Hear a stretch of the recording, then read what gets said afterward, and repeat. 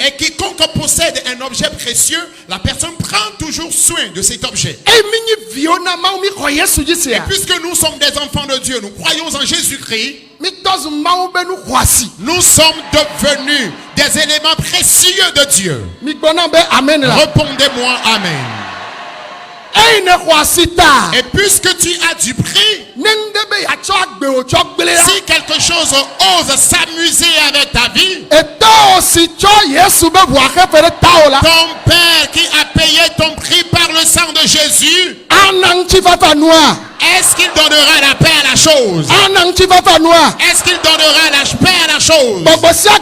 Tout genre d'esprit, toute maladie confondue, tout ce que tu traverses, ces choses vont s'en aller maintenant. Ces choses vont partir. Que quelqu'un réponde Amen. Écoute, tu as du prix aux yeux de l'Éternel. Pour cela, tu n'as plus besoin de faire un sacrifice avec le bœuf. Tu n'as plus besoin de faire un sacrifice avec une poule. Tu n'as plus besoin de faire sacrifice avec un chien. Il n'y a plus de sacrifice à faire. Ces choses que nous faisons, nous les appelons actions de grâce.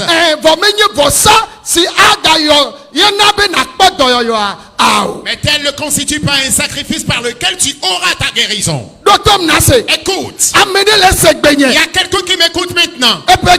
Il y a plusieurs années, tu es encore dans la servitude. Et on t'a dit que si tu si tu ne trouves pas ce bœuf, tu ne trouves pas cette chèvre, si tu ne viens pas avec ce chien ou ce chiot, si tu ne fais pas tel ou tel sacrifice, tu n'auras pas telle ou telle chose.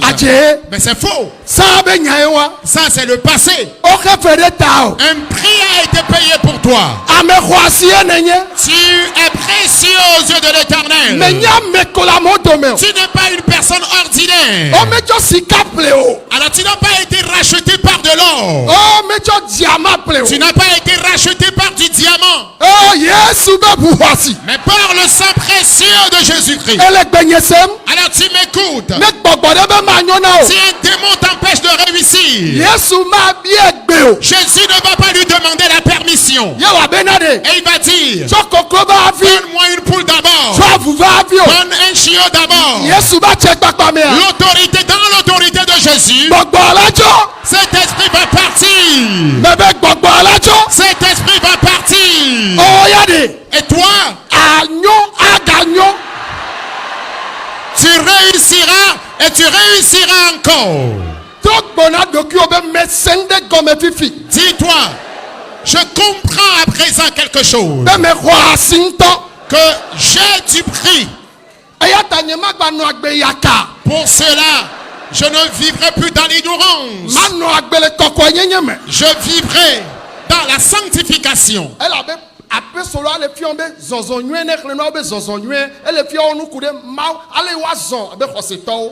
On nous parle de l'exhortation à la bonne démarche. Il les enseigne sur la façon dont un chrétien doit prendre soin de sa vie. Et c'est pour le salut que nous avons été appelés. Et celui qui nous a appelés, il a le pouvoir. Il guérit. Il délivre. Il ôte les fardeaux lourds.